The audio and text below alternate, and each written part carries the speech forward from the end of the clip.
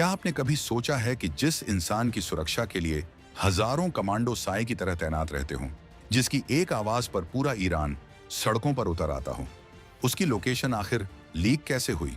कैसे इजराइल की मोसाद ने उस कमरे का नंबर तक जान लिया जहां ईरान के supreme leader Ayatollah Ali Khamenei एक टॉप सीक्रेट मीटिंग कर रहे थे? आज के इस वीडियो में हम उस राज से पर्दा उठाएंगे जिसने वॉशिंगटन से लेकर यरूशलेम और तेहरान तक हड़कंप मचा दिया है। ये कहानी सिर्फ एक हमले की नहीं है, बल्कि ये कहानी है दुनिया की सबसे बड़ी खुफिया कामयाबी और एक ऐसे पिन पॉइंट ऑपरेशन की जिसने दिखा दिया कि आज के दौर में कोई भी दीवार इतनी ऊंची नहीं कि उसे लांघा न जा सके।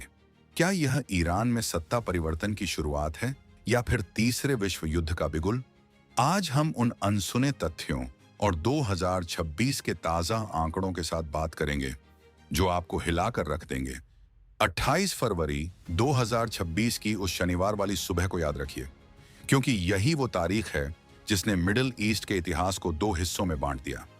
इजराइल और अमेरिका ने मिलकर एक ऐसा ऑपरेशन अंजाम दिया जिसकी कल्पना शायद ईरान ने अपने बुरे से बुरे सपने में भी नहीं की होगी। ईरान के supreme leader Ayatollah Ali Khamenei, जो दशकों से इजराइल और अमेरिका की आंखों में चुभ रहे थे, उनका सफर तेहरान के एक हाई सिक्योरिटी परिसर में खत्म हो गया। लेकिन सबसे बड़ा सवाल यह है कि इजराइल ने टाइमिंग को ऐन वक्त पर क्यों बदला? प्लान तो कुछ और था। हमला शनिवार की शाम को होना था, लेकिन अचानक सुबह सुबह मिसाइलें क्यों दाग दी गईं? इसका जवाब छुपा है इजराइल की उस खुफिया जानकारी में जिसने अमेरिका के साथ मिलकर इस मिशन को नाउ और नेवर की स्थिति में ला खड़ा किया था। इजराइल की खुफिया एजेंसी मोसाद और अमेरिका की CIA पिछले कई महीनों से खामेनेई की हर हरकत पर नजर रख रहे थे। आपको जानकर हैरानी होगी कि खामेनेई पिछले कई हफ्तों से अपने मुख्य ठिकाने से गायब थे और एक अंडरग्राउंड बंकर से काम चला रहे थे। लेकिन मोसाद के पास ईरान के अंदर कुछ ऐसे एसेट्स मौजूद थे जिन्होंने खामेनेई के पर्सनल स्टाफ के बीच घुसपैठ कर ली थी। इजरायली खुफिया एजेंसियों को यह पक्की खबर मिली थी कि शनिवार की शाम को खामेनेई तेहरान में एक बड़ी मीटिंग करने वाले हैं। लेकिन जैसे ही शनिवार की सुबह हुई, सैटेलाइट और सर्विलांस ड्रोन ने कुछ ऐसी हलचल पकड़ी जिसने इजराइल के वॉर रूम में हलचल मचा दी। पता चला कि खामेनेई ने अपनी मीटिंग का वक्त बदल दिया है और वो शाम की जगह सुबह ही अपने टॉप कमांडरों के साथ बैठने वाले हैं। अगर इजराइल शाम तक का इंतजार करता तो शायद खामेनेई वहां से निकल चुके होते। इसीलिए अमेरिका और इजराइल के कमांडरों ने तुरंत फैसला लिया कि हमला अभी और इसी वक्त होगा। इजराइल के पास केवल कुछ मिनटों का समय था। तेहरान के उस हाई सिक्योरिटी परिसर पर, जिसे नया किला कहा जाता था, वहां सटीक मिसाइलें दागी गईं। यह हमला इतना जबरदस्त और पिन पॉइंट था कि आसपास की इमारतों को आंच तक नहीं आई, लेकिन जिस कमरे में खामेनेई बैठे थे वो मलबे के ढेर में तब्दील हो गया। सैटेलाइट इमेजरी से यह साफ हो गया कि पूरा परिसर तबाह हो चुका है। इजराइल ने अपनी तकनीक का ऐसा मुजाहिरा पेश किया कि ईरान का रडार सिस्टम भनक तक नहीं पा सका। यह कोई साधारण हमला नहीं था, बल्कि यह आर्टिफिशियल इंटेलिजेंस और रियल टाइम डेटा का एक ऐसा कॉम्बिनेशन था जिसने दुश्मन को संभलने का मौका ही नहीं दिया। अब बात करते हैं उस इनसाइड स्टोरी की जिसने मोसाद को खामेनेई के कमरे तक पहुंचाया।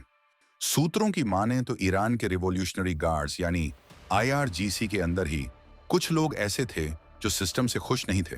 इजराइल ने इन विभीषणों का इस्तेमाल किया। खामेनेई के मीटिंग रूम में जो हाईटेक जैमर्स लगे थे उन्हें कुछ पलों के लिए निष्क्रिय कर दिया गया। इसके अलावा खामेनेई की बेटी, दामाद और पोती भी उसी परिसर में मौजूद थे, जिनकी लोकेशन को ट्रैक करके इजराइल ने यह कंफर्म किया कि सुप्रीम लीडर वहीं मौजूद हैं।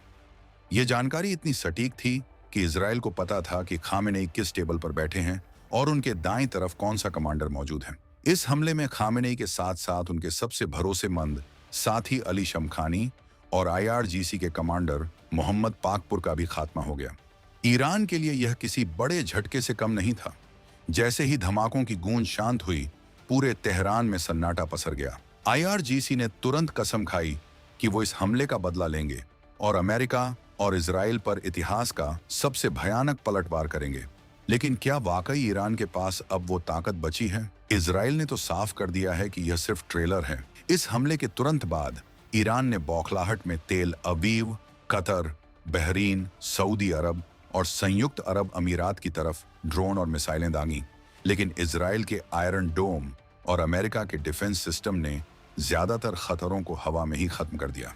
यह दिखाता है कि 2026 का इजराइल और अमेरिका तकनीकी रूप से ईरान से कोसों आगे निकल चुके हैं। इस ऑपरेशन की सबसे रोमांचक बात इसकी टाइमिंग्स थी। शनिवार का दिन यहूदी धर्म में शब्बत का होता है, जब इजराइल में अमूमन शांति रहती है। ईरान को लगा होगा कि इजराइल इस दिन हमला नहीं करेगा, लेकिन इजराइल ने इसी मनोवैज्ञानिक बढ़त का फायदा उठाया। अमेरिका ने इस मिशन में इजराइल को वो लॉजिस्टिक सपोर्ट दिया जो दुनिया की किसी भी दूसरी सेना के पास नहीं है। अमेरिका के स्टील्थ फाइटर जेट्स ने ईरान की सीमा के पास उड़ान भरी ताकि ईरान के रडार डाइवर्ट हो सकें, और इसी बीच इजराइल की मिसाइलों ने अपना काम कर दिया। ये एक ऐसा तालमेल था जिसे आने वाले समय में मिलिट्री एकेडमी में पढ़ाया जाएगा। ईरान के सरकारी टेलीविजन ने भी आखिरकार 1 मार्च 2026 को अयातुल्ला अली खामेनेई की मौत की पुष्टि कर दी। ये खबर जैसे ही फ्लैश हुई, पूरी दुनिया के शेयर बाजार गिर गए और तेल की कीमतों में जबरदस्त उछाल आया। लेकिन राष्ट्रवादी नजरिए से देखें तो यह उन ताकतों के लिए एक बड़ा संदेश है जो दुनिया की शांति में खलल डालना चाहते हैं। इजराइल ने साबित कर दिया कि अगर आप किसी देश के अस्तित्व को चुनौती देंगे तो वो आपके घर में घुसकर आपको खत्म करने की ताकत रखता है। यहाँ सवाल यह नहीं है कि हमला कैसे हुआ, सवाल यह है कि अब आगे क्या होगा। क्या ईरान के पास कोई ऐसा लीडर बचा है जो इस बिखरे हुए देश को संभाल सके? खामेनेई के जाने के बाद ईरान के अंदर भी 2 गुट बन गए हैं। एक गुट जो बदला लेना चाहता है और दूसरा वो जो अब शांति चाहता है ताकि मुल्क को और बर्बादी से बचाया जा सके। इजराइल की खुफिया एजेंसी मोसाद ने इस ऑपरेशन को ऑपरेशन डस्ट का नाम दिया था, जिसका मतलब था कि दुश्मन को धूल में मिला देना। और वाकई तेहरान के उस परिसर की जो तस्वीरें सामने आई हैं वो किसी बंजर जमीन जैसी दिख रही हैं। इजराइल के प्रधानमंत्री और अमेरिकी राष्ट्रपति ने इस मिशन की सफलता पर एक दूसरे को बधाई दी है। लेकिन क्या रूस और चीन चुप बैठेंगे? यह एक ऐसा सवाल है जो आने वाले दिनों में और गहराने वाला है। इस पूरी कहानी में एक और बड़ा ट्विस्ट है। बताया जा रहा है कि इजराइल ने उन मिसाइलों का इस्तेमाल किया जो थर्मोबैरिक तकनीक पर आधारित थीं, यानी वो कंक्रीट की मोटी दीवारों को चीरकर अंदर घुस जाती हैं और फिर वहां मौजूद ऑक्सीजन का इस्तेमाल करके एक ऐसा धमाका करती हैं जिससे बचने की कोई गुंजाइश नहीं रहती। खामेनेई जिस बंकर में छिपे थे, उन्हें लगा था कि वो सुरक्षित हैं, लेकिन वो भूल गए थे कि तकनीक अब दीवारों की मोहताज नहीं रही। इजराइल के पास ऐसे सेंसर थे जो जमीन के नीचे की हलचल को भी भांप सकते थे। यह हमला सिर्फ एक व्यक्ति पर नहीं था, बल्कि यह ईरान के उस पूरे अहंकार पर था जो वो दुनिया को दिखाता रहा है। अब बात करते हैं उन गद्दारों की जिन्होंने ईरान की पीठ में छुरा घोंपा। तेहरान के गलियारों में चर्चा है कि खामेनेई के बहुत करीबी एक अधिकारी ने ही मोसाद को वो डिजिटल सिग्नेचर दिए थे जिससे खामेनेई के फोन को ट्रैक किया जा सका। हालांकि खामेनेई फोन का इस्तेमाल बहुत कम करते थे, लेकिन उस दिन एक इमरजेंसी कॉल ने उनकी लोकेशन कंफर्म कर दी। ये कॉल किसने की? क्या यह कोई प्लांटेड कॉल थी? मोसाद ने किस तरह से महीनों तक उस इलाके की रेकी की, यह अपने आप में एक फिल्मी थ्रिलर जैसा है। इजरायली एजेंटों ने तेहरान की सड़कों पर आम नागरिकों के वेश में रहकर खामेनेई के काफिले की टाइमिंग को नोट किया था।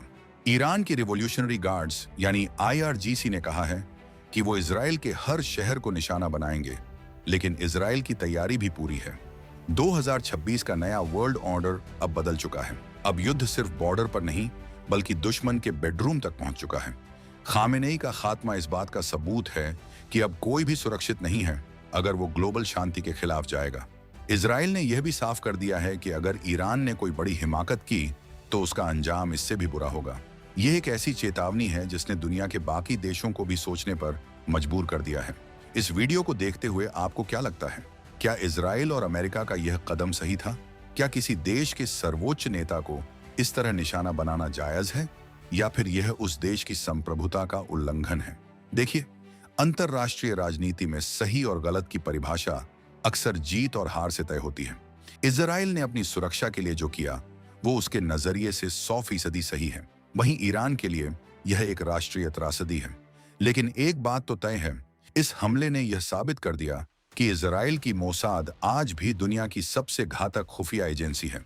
खामेनेई की मौत के बाद ईरान के सहयोगी देशों जैसे रूस और चीन की प्रतिक्रिया भी बहुत मायने रखती है। रूस पहले से ही अपने मोर्चों पर फंसा हुआ है और चीन फिलहाल सिर्फ बयानबाजी तक सीमित है। ऐसे में ईरान अकेला पड़ता दिख रहा है। इजराइल ने इस मौके का पूरा फायदा उठाया है। यह ऑपरेशन सिर्फ खामेनेई को खत्म करने के लिए नहीं था, बल्कि ईरान के उस पूरे परमाणु कार्यक्रम को एक संदेश था जो वो सालों से चला रहा है। इजराइल ने दिखा दिया है कि अगर वो खामेनेई के कमरे तक पहुंच सकते हैं तो वो ईरान की परमाणु साइट्स को भी तबाह कर सकते हैं।